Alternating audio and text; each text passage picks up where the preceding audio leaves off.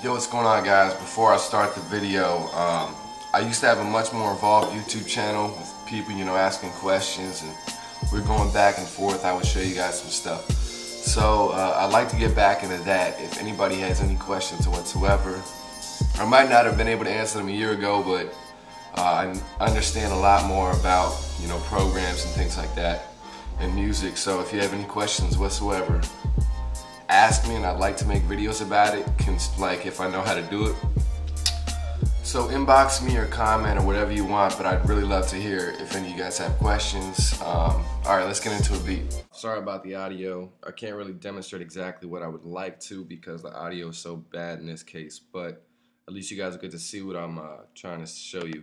I'm going to show you some stuff about mixing because I find that to be one of the most crucial parts to, bring some professionalism to the product. So I got a redrum sampler here. If you're familiar with Reason, that's a drum sampler. Basically, like you upload your sounds into each of these individual, freaking instrument slots, whatever you want to call them. You got your drums here. I got a kick, snare, hi-hat.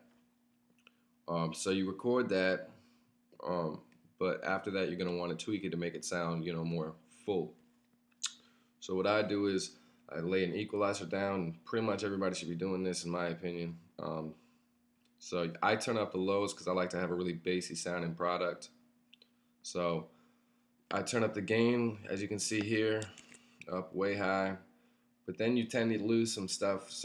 You tend to bring the snare down as well because it's all affected since it's all in the same instrument. So I usually tweak the snare and turn it upwards on both of these instruments to make sure they're distinguished and kind of separate sounding. And the same with the hi-hats. I bring them up really high, at least in this case. So reverb is also incredibly important. That gives you that echo on the beat that makes it sound like it's in like a big room pretty much. If, here's an example of what I'm talking about. So obviously that's excessive and you don't want that on a beat. So I turn it down really low. I bring my sides, as you can see here, pretty low, and then I make it a relatively dry mix. So you get, it's not, too heavy. It's just, it kind of adds some depth to it all. You'll be able to hear it better in a couple minutes. On top of all of that, when you're sampling, if you use a vocoder, as you can see here, you can isolate different parts. It's much like equalizing actually, but in a little more more complicated, I suppose. But with samples, I usually put a vocoder on my samples, and then in this case, I wanted to add my own bass line. So I dropped out, as you can see here on the left, that's the lows, and everything between is the mids, and you got the highs. So I took out the lows. So that instrument sounds really airy pretty much. It sounds like this.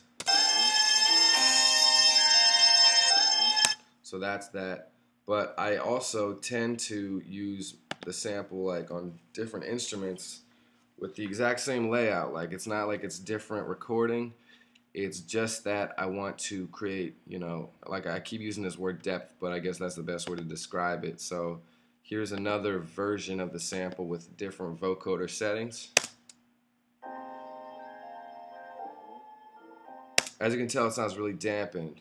You don't want to have a dampened sound, at least in my opinion, so that's why I add multiple instruments to try and bring out all the parts that I like the most.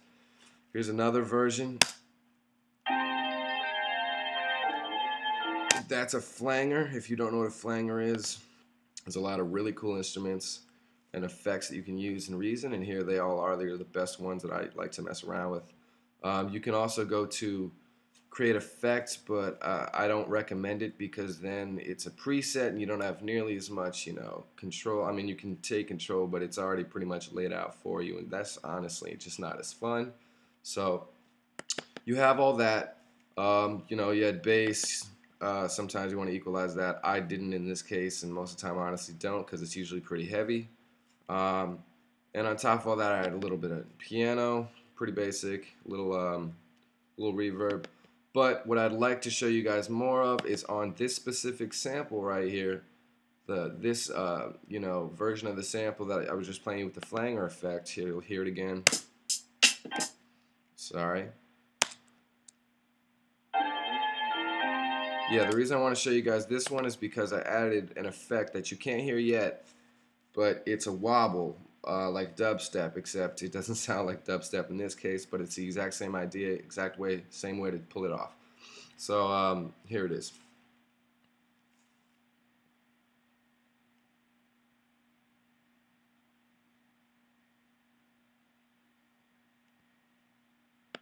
Alright, so like pretty much the last thing I was going to talk to you guys is about this wobble bass kind of thing, except it's not bass in this case. I threw it on a sample. I got the idea from a very talented producer out of Europe named Hazel. So he inspired that idea, but it's the same thing for dubstep. So if any of you guys are interested in making dubstep, learn this and you'll know what you're doing. So as you can see here, I know it's not a screenshot, but it's a quick thing. I added an envelope filter, which is under Create, and you go down to Envelope Controlled Filter, and I attached it to one of my sample instruments. So what that does, you can hear here, it sounds like this.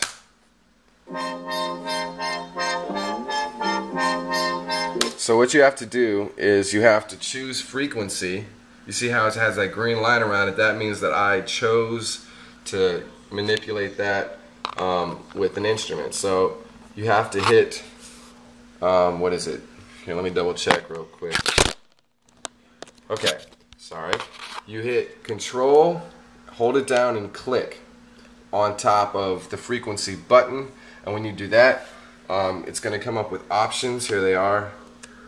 Those options are, those. You're going to go to Edit Control Mapping, so you can set your instrument up to what fader you want to use to do the effect, and then after that do this again and click Edit Automation, and that's when it'll add the grain. So then if you see here, I'm actually moving it on the screen as well. So pretty much this is what it sounds like,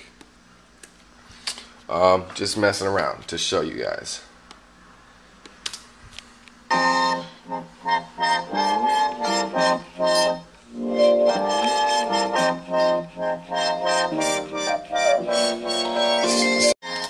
So that's the basic effects that I was talking about, the mixing and all that. So once again, if you want to hear the full-length beat, I'll play a little clip of it at the end, but you can also go to my SoundCloud, which has some cool stuff on it, some full-length songs with some great rappers.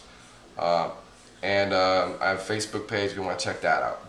So please get in contact with me about questions you might have, anything you want me to cover. I'd love to do it. Alright guys, take it easy.